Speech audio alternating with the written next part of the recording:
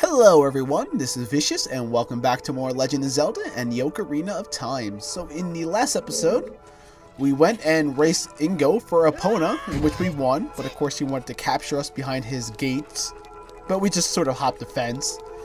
And then we started making our way to the Forest Temple, being stopped by Sheik before we entered to pick the minuet of the forest up. So now we can warp back here anytime we want. So if you need to go backtrack and do some other things before coming here, you can. It's a little bit easier that way. Now, of course, once you beat the temple, you never really have to teleport back here. I think the only time the songs become really useful is when you get to the Desert Colossus itself, because you have to warp back there as a kid and an adult, and it kind of bypasses going through the desert maze again. I mean, I'm pretty sure somebody uses the minuet of the forest to warp back here. You know, just in case you want to stop too. That's always a good sense. I always try to go through dungeons in one go, so this way I don't have to keep running back and forth. It gets kind of tedious, because he starts you out at the Temple of Time every time you start up as Adult Link, but as Kid Link you start at your house in Kokiri Forest. So yeah, being Kid Link and starting over in like different area, like just saving and coming back to it, basically is really annoying and tedious, because it starts you out all the way at Kokiri Forest. And of course, when you're a kid, you have no really good way to fast travel. So anyway, we're going to make our way through here. We got a small block puzzle coming up here, but first we're going to take care of this floating skull, which I despise. Now, they're not like the Majora's Mask counterpart, where if they hit you, they kind of curse you and you can't attack for a while, which is dumb. But they are a bit annoying and they do a bit of damage. Like I said, when you're coming through the first temple, things are going to do a lot more damage to you than what you expect. So we're going to do this small little block puzzle. Not much of a block puzzle, really. We're just going to push it up and then push it to the right. And then we're just going to wrap around and then push it into a little indentation into the ground, which would create a platform for us. It's not too difficult. It's nothing compared to the block puzzle in Dodongo's Cavern, because that one is just super tedious, and you have to push these blocks a good amount before you can really do anything. So it's kind of annoying. So we're going to come down this way, and we're going to push it up one more time, and we're going to push it in this little indentation, and that would create a platform for us to climb. But first, we're going to climb this ladder over here that, after pushing the block out, reveals. Now there's going to be one more block up this way. Where is it? Nope. That's just if you want to go back down that way. There is a yellow eye switch that you can hit later on once you obtain the fairy bow from the dungeon, but all it contains is some arrows. So if you really need arrows, there you go. But other than that, you can just kind of skip it. It's nothing too important. Yeah, I don't know why, but the Forest Temple and me just don't get along. I don't know. I seem to get lost a lot in doing this dungeon. Just because it's a little annoying, and some of the fights you have to do are kind of annoying, and you're not really like geared to take on a lot of the heavy hitting stuff. I mean, it's nothing compared to what you face in the Spirit Temple, which will be seen much later. But it's still kind of annoying once you start out. Unless you were running around picking up all the heart pieces as a kid, then you should have no difficulty whatsoever. I, of course, just kind of skipped over that because I don't know why, but I just don't like tracking down heart pieces in Legend of Zelda games. I always do it like once, and then that's it. Like, I just won't do it again because it becomes tedious and annoying. I think the only time I really do it multiple times is in Majora's Mask, because you really have to if you want a lot of health in that game. You get about 4 dungeons, so you really gotta get out there and do those side quests and start picking up those heart pieces. Plus, there's like 52 of them in the game, I believe. So anyway, here is a corridor. It's all twisted. Now, when I first saw this as a kid, I thought this was super cool. But then this happened. Watch for the shadows of the monsters that hang from the ceiling. Do you know what that means? Wall Masters. My least favorite enemy in any Legend of Zelda game. Actually, it's my most despised enemy in any Legend of Zelda game. Basically, they'll hover over you. As you can tell, the shadows get a little bit darker and bigger. Basically, when that happens, start moving, because the Wall Master is coming down to grab you. Also, you see that a boss chest key is up there. A boss key chest, in this case. So yeah, we were actually missing a silver key, so we're going to have to head back and go grab it real quick. It was that room with the Stalfos in it. So we're going to head all the way back to the beginning area, but that's okay because these blocks we pushed there are kind of our way back up here, so we don't have to do all that tedious stuff again. And also, I'm just taking damage because I take damage. Oh, good buddy Skulltula here. Just blocking our path. We have a hook shot that just says no to you. So let's make our way back to the opening area here, and we're going to head back up to that staircase.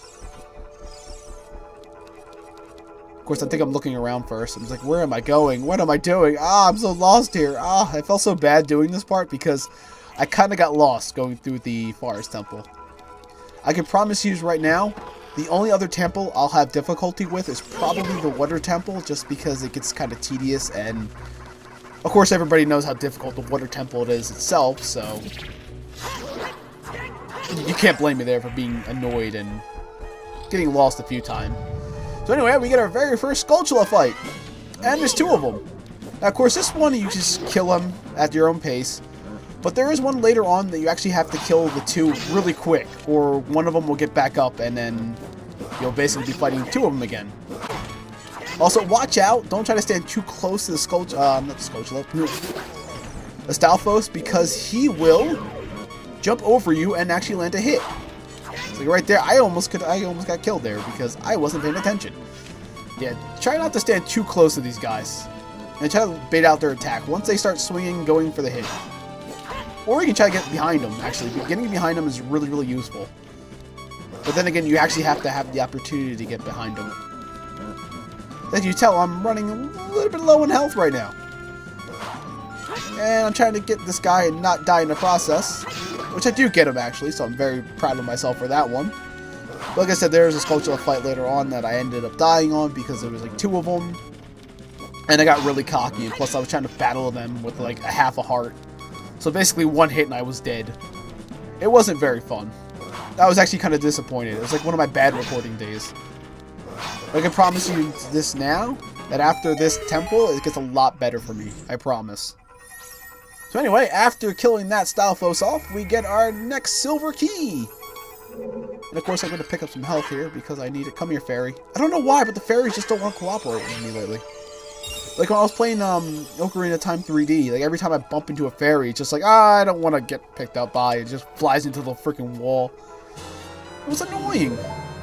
Anyway, that's our silver key, and that's going to help us get to that other area we were blocked off at. We're just going to bypass that guy, because why not? We don't need to kill everything in a Legend of Zelda game. Not like we have levels. Also, there is a gold Skulltula chilling here. Hello, buddy. Gonna grab that right there. There we go, that's the gold Skulltula in the back pocket. So I believe at 30 we actually get the Giant's Wallet itself, so one of the more useful items that you'll obtain through the gold Skulltula side quest. Basically at that point, once I get that, that's all I care about. I mean, you do get like bomb chews, and I believe you get like something else, I forget, but then the final prize is just really, really dumb. Like, it's really dumb. And I'm pretty sure all of you already know what that prize is. So anyway, we're going to make our way all the way back up here.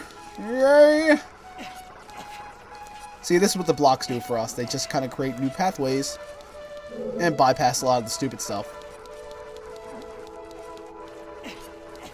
It's nothing too difficult. I have nothing to say at this point because we're just making our way back here right now. Also, when you do get the fairy's bow, you're going to come back here, and there is a yellow eye switch up here that you can hit with the bow, and that will turn the corridor normal, which will allow you to pick up the boss key that is sitting in this room over here. But once we obtain the fairy bow, I'll show you. Yeah, once again, wall masters are here to ruin your day because they're wall masters, and they love everybody. Yeah, so we're going to see a quick transition here coming up because, like I said, I died and I just kind of cut out the part there. I was kind of upset with it, so sorry about that, guys. So anyway, transition to the fight with the Skulltulas. Well, not Skulltulas. Why did I say Skulltulas again? Stalfos.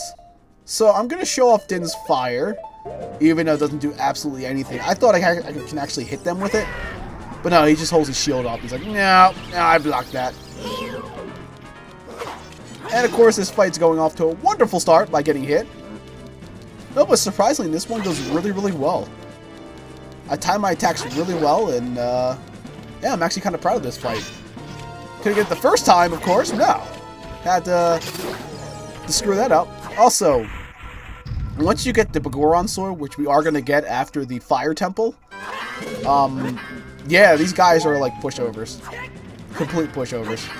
Try to pick up some health here. Also, watch out, because they try to corner you. Yeah, so watch this fight. I actually do this fight really well. Bang! Stab you in the shins. Stab you in the shins. You want to go, buddy? You want to go? You want some of this? Yeah, I can do this. That's right. You can't handle my skills. Oh, right in his bum. So yeah, this is a fight you actually have to kill both of them really quick. So the first one, yeah, you can take your time. The second one, you actually have to be a lot quicker to kill. Also have a beautiful spin attack there.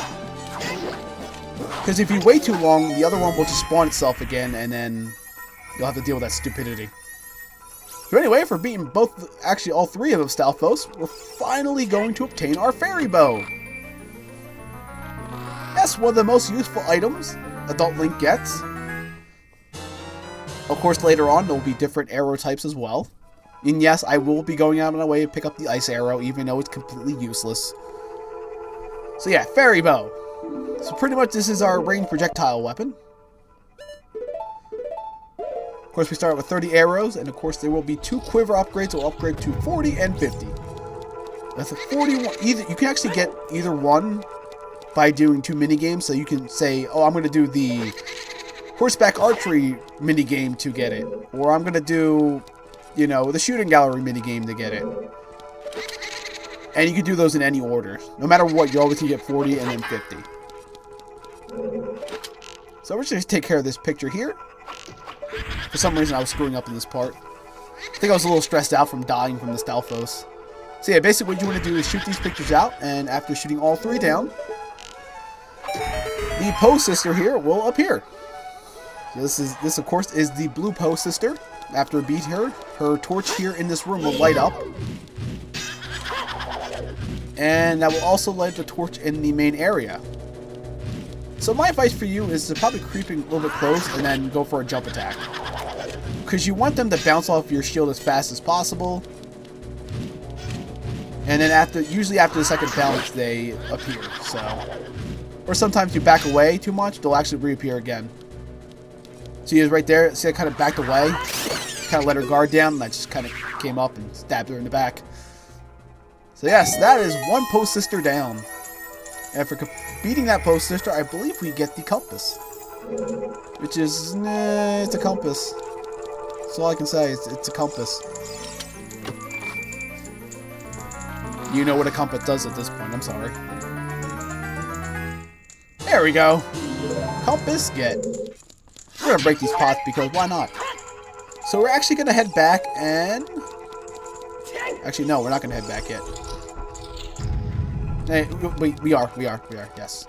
I forgot. I'm sorry. Yeah, we're going to head back and kill the other Poe sister real quick. Yeah, this is the normal red fire-ish one. Yeah, if you get too close to the pictures, they will disappear. So try not to get too close when aiming at these, unless it's like the last one and then just go to town. You can sit there and just mock it all day if you want to. I believe I did that in one game. I just sat in front of the picture for like 5 minutes just mocking it. Like, yeah, you can't run. You can't run from me. So like I said, you can easily use your sword to dispatch these guys, or you can use your bow as well. I, of course, just use my sword because it's a lot faster. And plus, there's a Poe sister later on that you're actually forced to use your bow. Now, the green one is my least favorite of the Poe sisters here, because there's a small block puzzle that you actually have to do before you can actually get to that wonderful Poe sister. So it's kind of dumb. But anyway, that is the second Poe sister down, and that is the second torch lit, which means 2 torches are lit in the main room. And of course over here is a small chest. kick that open and grab ourselves another small key. Not bad. Not bad at all, folks. So we're just going to make our way back all the way over here because there is a room up here that we actually need the small key for. So let's just check our way all the way up here. Also, for some reason, you run really, really slow up these stairs. I don't know why. But anyway, guys, that has been this episode, and I will see you all later. Have a great day.